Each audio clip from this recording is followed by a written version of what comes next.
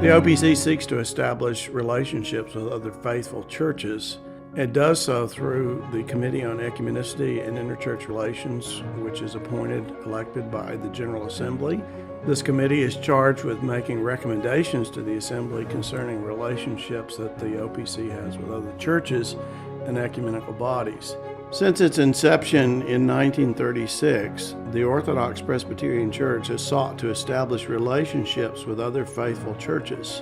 It performs this work through its Committee on Ecumenicity and Interchurch Relations, or CEIR.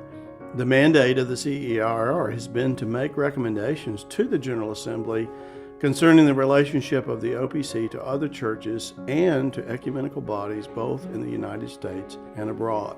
This has included the establishment and maintaining of the official relationships of churches in ecclesiastical fellowship and churches in corresponding relationships. The document, Biblical Principles of the Unity of the Church, sets forth the position of the CEIR and the OPC regarding the unity of the Church. The OPC is a member of the North American Presbyterian and Reformed Council, or NAPARC, and of the International Conference of Reformed Churches, ICRC. The Orthodox Presbyterian Church takes very seriously the scriptural mandate given by Paul in Ephesians 4 that we are to make every effort to maintain the unity of the Spirit in the bonds of peace. We do this by seeking to enter into fellowship with other churches where it is consistent with biblical unity and truth as a visible demonstration of the unity of the church, both to the church and to the world. Our fellowship with other churches consists in three categories: ecclesiastical fellowship, corresponding relations, and ecumenical contact. Decisions to enter into or withdraw from fellowship with other denominations shall be decided by each church on an individual basis. That is because the undertaking of a bilateral relationship of either ecclesiastical fellowship or corresponding relations carries with it a commitment of substantial resources in both time and expense.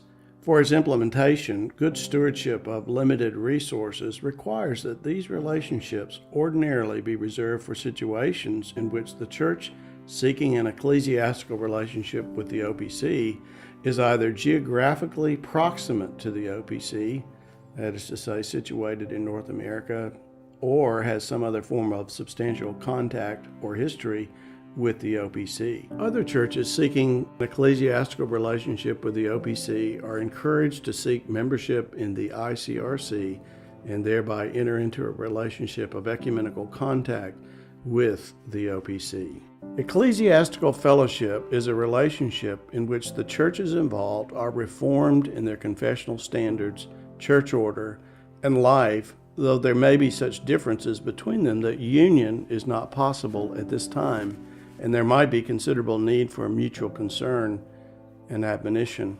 It shall be implemented where possible and desirable by exchange of official representatives at major assemblies, joint action in areas of common responsibility, consultation on issues of joint concern, particularly before instituting changes in polity, doctrine, or practice that might alter the basis of the relationship.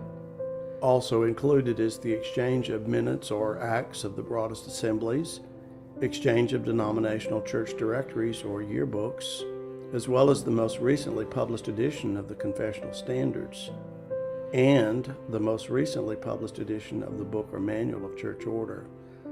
And finally, there is the exchange of the most recent denominationally published edition of the hymnals or psalters. Corresponding relations is that relationship in which mutual contact with another church is undertaken to become better acquainted with one another, with a view towards entering into ecclesiastical fellowship at some time in the not-too-distant future. Our last category is that of ecumenical contact, which is that relationship in which mutual contact is maintained with other member churches of the International Conference of Reformed Churches, ICRC, and with the North American Presbyterian Reformed Council, or NAPARC. These are churches with which the OPC does not presently have either ecclesiastical fellowship or corresponding relations, in fulfillment of our stated responsibility to call all churches, including our own, to faithfulness in order to seek the unity of the whole church. Ecumenical contact shall be implemented as appropriate by meetings, both formal and informal, of delegates to the quadrennial meeting of the International Conference of Reformed Churches or the annual meetings of the North American Presbyterian and Reformed Council. Official observers are to be welcomed at the broadest assemblies. Communication on issues of joint concern is promoted. And finally, mutual labors as members of the conference or the council in discharge of the purposes of those bodies is encouraged. I like to compare the church and the pursuit of unity to the illustration of a symphony orchestra. And so as each individual constituent part of the orchestra plays its part in submission to the maestro in his conducting of this piece of music, the end result is not a cacophony, but a beautiful piece of music, a symphony, which is, in essence, the unity of the church.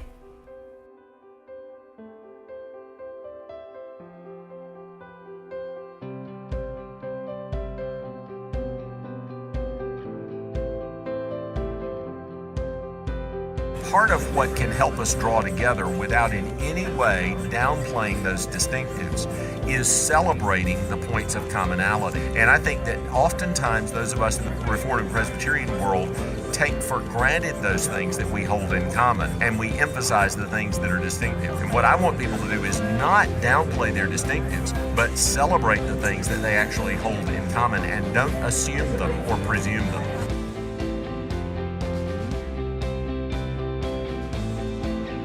What we have in common is far more important to us than any small differences of flavor along the way. So let's get together for family events like this, and let's work together on things that are important to us as a family. That doesn't necessarily require that we be one church. You know, there's sort of a classic thing that we used to say, and that was that if you were to take a look at the Orthodox Presbyterian Church, they were known for careful scholarship, and if you looked at the Bible Presbyterian Church, we were known for being, I guess I'd use the term militant. We would address the issues of the day, and we were unafraid to take action and to do it quickly in response to issues. And I think together that they inform each other well. I know we have learned, you've heard me say here on a number of occasions, you know, we're looking forward to you finishing a certain study, and when you do, we promise to plagiarize it, you know, faithfully. What can you learn from us?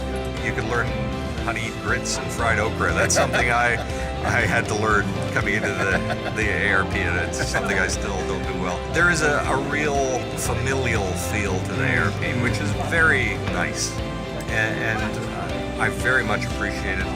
There's a non-confrontational way of doing things, which sometimes can lead to problems, but it gives our assemblies a nice atmosphere.